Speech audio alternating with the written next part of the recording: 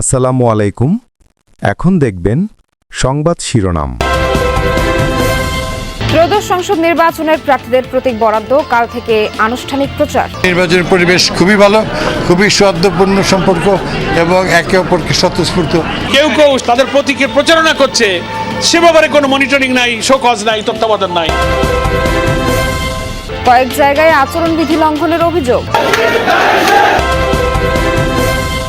তারেক রহমানের সফর ঘিরে সিলেটে উৎসবের আমেজ। কাল আলিয়া মাদ্রাসা মাঠে সমাবেশের মধ্য দিয়ে শুরু করবেন নির্বাচনী প্রচার। সিলেটবাসী মনে করে উনি পুরোই সিলেটি, এর জন্য উনার কাছে প্রত্যাশার কোনো শেষ নাই। স্বাভাবিকভাবে সিলেটবাসী, দক্ষিণ সুরমাবাসী তথা বিএনপি পরিবার আপম জনগণ অত্যন্ত খুশি।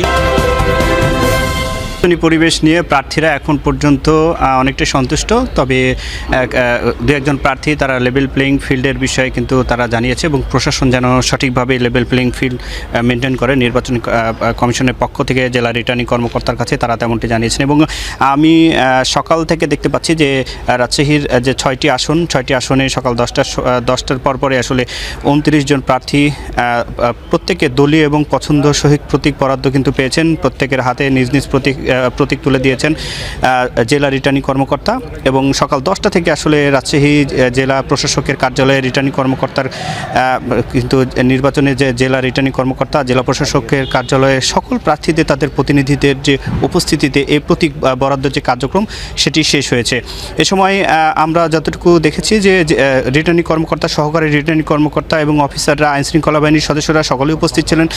প্রতিটি প্রার্থীর যে বিষয়ে তারা কমিশনের পক্ষ থেকে নির্বাচনের যে আচরণবিধি সেগুলো কিন্তু উপস্থাপন করা হয় এবং নির্বাচনে আচরণবিধিতে প্রার্থীরা কি করতে পারবেন কি করতে পারবেন না, এবং যদি কেউ নির্বাচনী আচরণ ভঙ্গ করে তাদের বিরুদ্ধে যে ব্যবস্থা নেওয়ার বিষয়টি সেটিও কিন্তু রিটার্নিং কর্মকর্তার পক্ষ থেকে জানানো হয়েছে। এবং প্রার্থীরা ব্যানার, ফেস্টুন সহ মিটিং সমাবেশ নিয়ে রিটার্নিং কর্মকর্তাদের সাথে কিন্তু বিস্তারিত আলোচনাও করেছেন।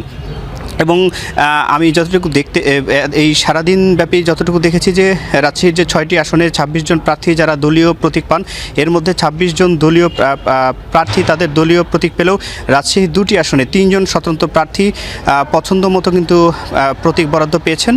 এতে রাজশাহী 2 আসনের স্বতন্ত্র প্রার্থী সালে আহমেদ পান মোটরসাইকেলের প্রতীক, এবং রাজশাহী যে 5 আসন রয়েছে পুঠিয়া দুর্গাপুর আসন, সেখানে পুঠিয়া উপজেলা বিএনপির সাবেক সহসভাপতি এবং বিএনপির বিদ্রোহী যে স্বতন্ত্র প্রার্থী ইসফা খায়রুল হক তিনি ঘোড়া প্রতীক, এবং যুক্তরাজ্য জিয়া পরিষদের বর্তমান যিনি সহসভাপতি বিএনপির স্বতন্ত্র প্রার্থী রয়েছেন তিনিও ফুটবল মার্কা প্রতীক পেয়েছেন।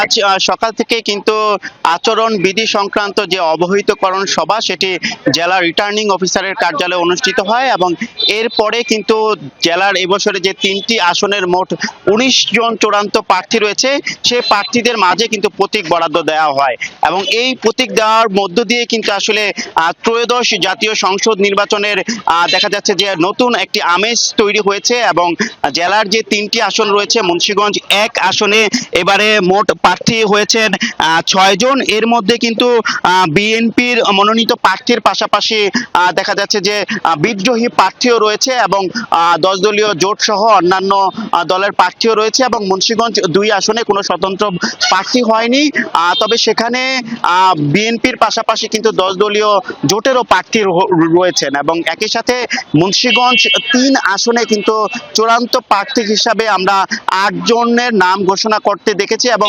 তাদের মাঝে প্রতীক বরাদ্দ দেওয়া হয়। এর মধ্যে কিন্তু বিএনপি মনোনীত প্রার্থীর পাশাপাশি বিদ্রোহী প্রার্থীও হয়েছেন জেলা বিএনপির সদস্য সচিব মহিউদ্দিন আহমেদ।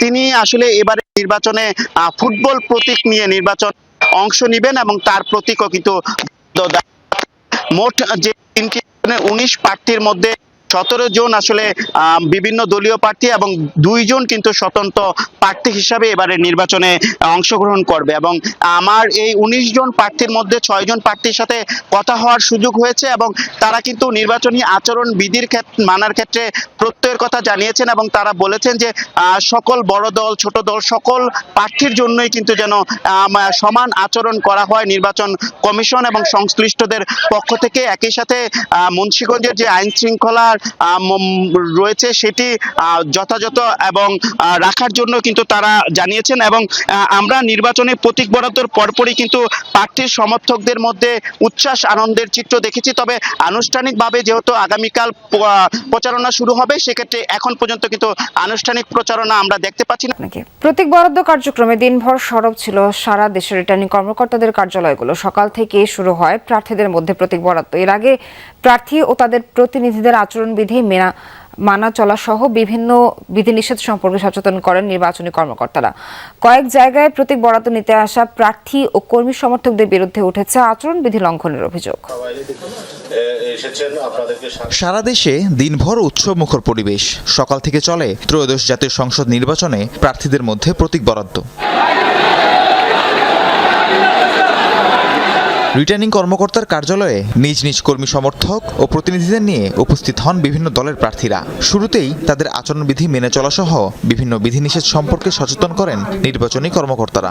আচরণবিধি লঙ্ঘন করলে এর শাস্তি সম্পর্কেও অবহিত করেন। প্রতিদ্বন্দ্বী প্রার্থীগণ তারা তাদের প্রচারণার সময় পরিবেশ বান্ধব প্রচারণা করবেন এবং আচরণ বিধিমালাটা সঠিকভাবে তারা পালন করবেন। প্রার্থীগণ এসেছেন, আমরা নির্বাচনী আচরণ বিধি এবং প্রচারণা কিভাবে করবে, কখন শেষ হবে এই বিষয়ে তাদেরকে উপস্থাপনার মাধ্যমে অবহিত করেছি। এরপর একে একে প্রার্থীদের প্রতীক বরাদ্দ দেওয়া হয়। দলীয় প্রার্থীরা নিজ নিজ দলের প্রতীক পান, আর স্বতন্ত্র প্রার্থীদের বরাদ্দ দেওয়া হয় তাদের আবেদনকৃত পছন্দের প্রতীক। এবারে নির্বাচনে 119টি প্রতীক থেকে বরাদ্দ পান প্রার্থীরা। উন্নয়নের প্রতিশ্রুতি দিয়ে সৌহার্দ্যপূর্ণ পরিবেশে প্রচারণার কথা দেন তারা। 2001 সালে যেরকম নির্বাচনের পরিবেশ ছিল তার চেয়ে অনেক ভালো পরিবেশ। সবাই স্বতঃস্ফূর্তভাবে অংশগ্রহণ করছে, একে অপরের সদ্য ভাই ভাই হিসেবেই সবাই সবার সঙ্গে সুন্দর আচরণ করছে। আমি মানুষের বিগত দিনে কল্যাণ করেছি, সেই কল্যাণ মানুষ বিবেচনা করেই আমাকে ভোট দেবে সেটা প্রত্যাশা করি, এবং সেই বিবেচনায় আমি অনেক এগিয়ে আছি এবং শতভাগ বিশ্বাস করি ইনশাল্লাহ মানুষ সেটা বিবেচনা আনবে। কেউ কেউ শত শত লোকের মধ্যে প্রচারণা করছে,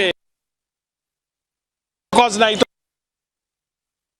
ভোটারদের মার্কা, এটা আমার মার্কা না। আমার এই হাত যদি কেউ চুরি, আমি যথাযথ ব্যবস্থা নেব।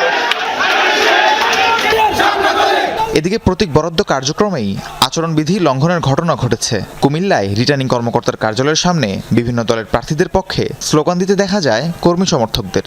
এসব ঘটনা খতিয়ে দেখে ব্যবস্থা নেওয়ার কথা জানান নির্বাচনী কর্মকর্তা। বাইরে আমি শুনেছি যে এরকম কিছু সমর্থক তারা মিছিল বা অন্য কিছু করে থাকতে পারে, তবে যদি এরকম কিছু ভঙ্গ হয় তাহলে আমরা সেটা ব্যবস্থা নিব।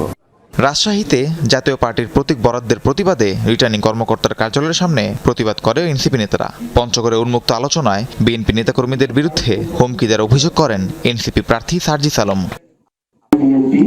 তাদের স্থানীয় পর্যায়ে কিছু নেতাকর্মী নির্বাচনের পরে দেখে নিব ভোটটা যদি অন্য জায়গায় যায়, স্টেটমেন্ট দিচ্ছে একেবারে। কাল থেকে আনুষ্ঠানিক প্রচারণায় নামবেন প্রার্থীরা। নির্বাচনী প্রচারণা করা যাবে